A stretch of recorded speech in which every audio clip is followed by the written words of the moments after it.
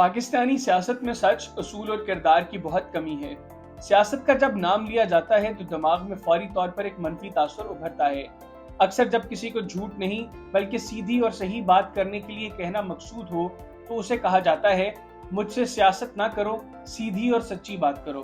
ہمارے ہاں سیاست بہت بدنام ہو چکی ہے اور اس میں سیاست دانوں کا اپنا بہت بڑا کردار ہے۔ ایک دن حلف دے کر جو بات کی جاتی ہے، دوسرے دن اس سے کھلے عام مکر کر بالکل الٹ بات کر دی جاتی ہے۔ اپنے ذاتی اور سیاسی مفادات کے لیے اپنی ہی کی گئی باتوں اور وعدوں اور اصولوں سے پھرنا سیاست دانوں کے لیے بہت عام بات ہے۔ گزشتہ چند سال سے اسی سیاست کو نفرت اور گالم گلوچ نے مزید خراب کر دیا اور سیاسی اختلافات کو دشمنیوں میں تبدیل کر دیا گیا۔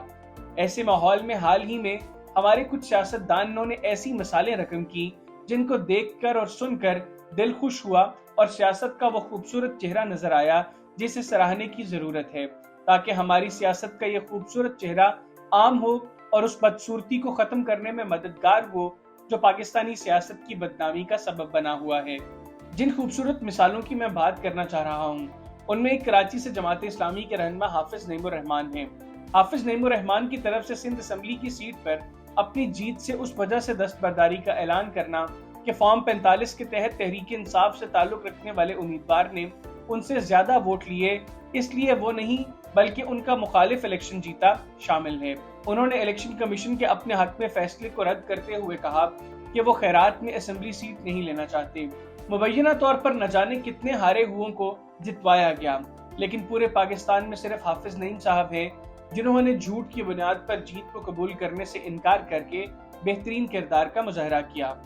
نون لیگ کے خواجہ سعد رفیق کے حوالے سے یہ بات کی جا رہی ہے کہ الیکشن کمیشن کا RTS یعنی EMS خواجہ صاحب کو بھی مبینہ طور پر جتوانا چاہ رہا تھا، لیکن انہوں نے ایسی جیت قبول کرنے سے نہ صرف معذرت کی بلکہ اپنے مخالف سردار لطیف کھوسہ کو جیت پر مبارکباد بھی دی۔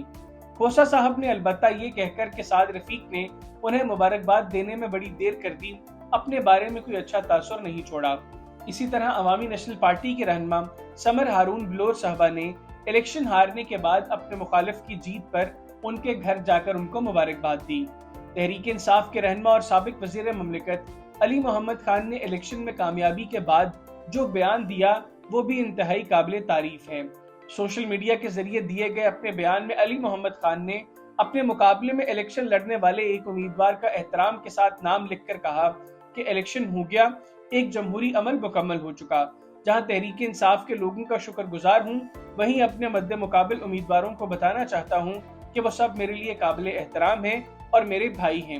یہ میری نہیں بلکہ ان سب کی جیت ہے اور میری طرف سے علاقہ کی ترقی کے لیے ہمیشہ ان کی طرف تعاون اور دوستی کا ہاتھ بڑھے گا۔ اس کے ساتھ ساتھ علی محمد خان نے مخالف سیاسی جماعتوں کے ووٹرز سپورٹرز کو مخاطب کرتے ہوئے کہا کہ وہ سب میرے لیے چھوٹے بھائیوں جیسے ہیں اور علاقے کی ترقی میں ہمیشہ ان کی رائے کو قدر کی نگاہ سے دیکھوں گا۔ انہوں نے یہ بھی کہا کہ دوسری سیاسی جماعتوں کے ووٹرز سپورٹرز کسی بھی کام کے لیے مجھ سے رابطہ کر سکتے ہیں۔ میرے حجرے اور میرے دل کے دروازے سب کے لیے کھلے ملیں گے۔ سب مل کر علاقے کو اپنی ترقی اور اخلاق کا گہوارہ بنائیں گے۔